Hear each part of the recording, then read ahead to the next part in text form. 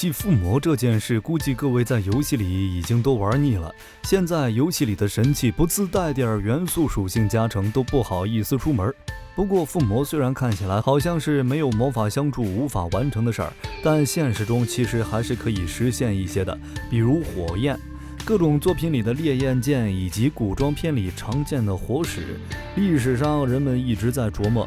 如何把火箭附加在武器上。那么我们今天就来聊聊，点了火的武器真的好用吗？要说什么武器点上火最帅，那可能非刀剑莫属。无论是死神里山老头的流刃若火，还是浪客剑心里志志雄的佩刀无限刃，一把能喷火把敌人变成烤肉的刀，可能是每个上战场的士兵都梦寐以求的。志志雄那些剑上喷火的招式，作者还一本正经地给出了解释，那就是无限刃的刀刃其实是由无数微小锯齿组成的，根本不需要魔力。这些锯齿缝隙里堆积着过往被他斩杀过的人类残留下来的脂肪，因此志志雄可以利用摩擦刀刃点燃这些脂肪，让对手同时感受到斩与烧的滋味。甚至还开发出了吞噬一切的奥义，火产炎灵，喷火量达到了令人发指的地步。虽然多少有点重口，不过估计不少人都想着拿这样一把刀上战场吧。但是一把点着火的刀真的好用吗？首先这要看火的温度，够高温的话，就算对方着了盔甲，热力也能伤到对方，但热力传导要时间，挥一下很难灼伤对方。其次是这么高温的话，自己多半也难以持剑。其实看看假面骑士 C 版里，男主拿着点燃的剑拍肉搏战那段就能看出来了，火焰剑烈火真不是一般烫手。而且要论缺点的话，因为剑刃着火，很多握着剑刃的技术就不能使用，例如雷霆一击、半剑之类，需要用手握剑身的技巧就用不到了。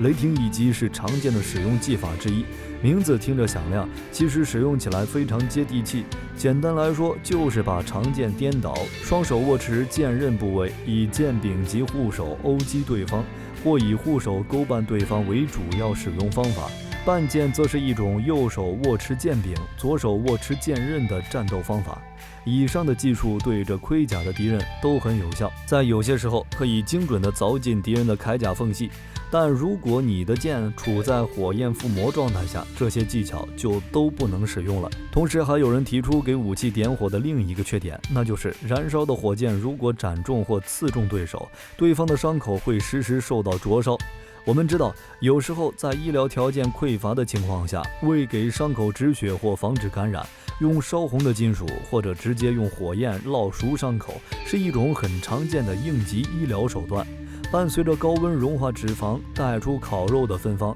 伤口的血也就被止住了。虽然高温灼烧肯定会带来疼痛，但是总体上来说，降低了失血休克和感染的风险。也就是说，火箭所经之处都会顺便灼烧伤口，那就直接为敌人止血了。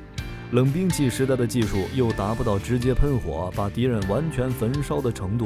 这种情况就像星球大战中光剑斩人不见血一样。当然，这也要看剑刃的温度和斩击的时间，而且对方也会痛，但客观上来说，确实减少了对手出血。不过就算如此，人们依然对在武器上点火这件事情有独钟，这种爱好也延伸到了各种宗教神话里。比如圣经里亚当夏娃偷吃禁果被赶出伊甸园后，就提到过伊甸园东边有天使基路伯和发出火焰转动的剑。而北欧神话里的灭世传说，诸神黄昏的罪魁祸首也是手持火焰剑的巨人苏鲁特。可见虽然难以实现，一把火焰剑依然是人们难以割舍的浪漫。那么有人该说了，既然火箭不实用，那在箭矢上点火发射的火矢应该威力非凡了吧？关于这个问题，不知道大家有没有想过，如果草船借箭时曹军冲诸葛亮射的是火矢的话，那诸葛亮岂不是就连人带船变卧龙烤肉了？其实这就牵扯到火矢作为一种武器使用时存在的一些缺陷。火矢的制作是在普通箭头上包裹油布，蘸油点燃释放，以达到焚烧敌军的效果。使用的场合多在攻坚、阵地战以及摧毁军事目标为任务的战斗中。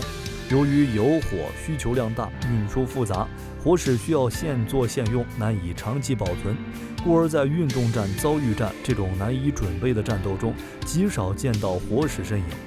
所以诸葛亮草船借箭时，可能是考虑到曹军因为被偷袭的紧张情况下，根本没有准备火矢的时间空间，所以也根本不需要对此做出应对。火矢被上了火附魔以后，很多人觉得伤害一定会增加吧，物理穿透伤害 plus 火焰加成。然而现实是，火矢拥有很强的焚烧，但是相应的穿透性会大幅度减弱。如果我们做一个实验，就可以看到，包裹了油布的弓箭想要远距离穿透木板基本不可能。这样的话，带火的箭无法扎在船体上持续引火，就会纷纷掉入水中熄灭，连射杀能力都消退了。在水战中作用其实不大。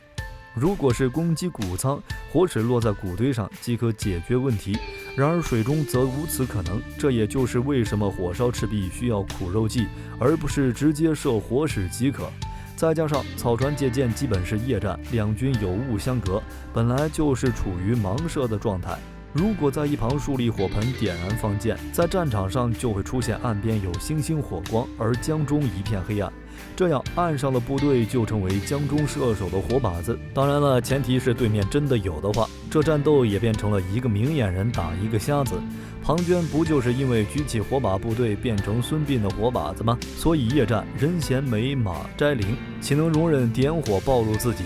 综上所述，如果夜里有人从江中偷袭而来，仓促间不仅来不及做火矢，而且火矢实用性反不如干箭，同时火矢反而会暴露自己。如此说来，任何一个指挥官不选择火矢也还算非常合理。不过如果从小说角度讨论这个问题，这个情节是借鉴而来的，原版战斗中没有借到火矢，所以罗贯中本人可能也没想到会有借火矢的风险。对于武器的属性附魔，你更喜欢哪一元素呢？揭开历史面纱，探寻神秘冷兵器。本期的分享到了这里就结束了，喜欢冷兵器的朋友可以点个关注，下期和您分享更精彩的内容。我们下期内容再见。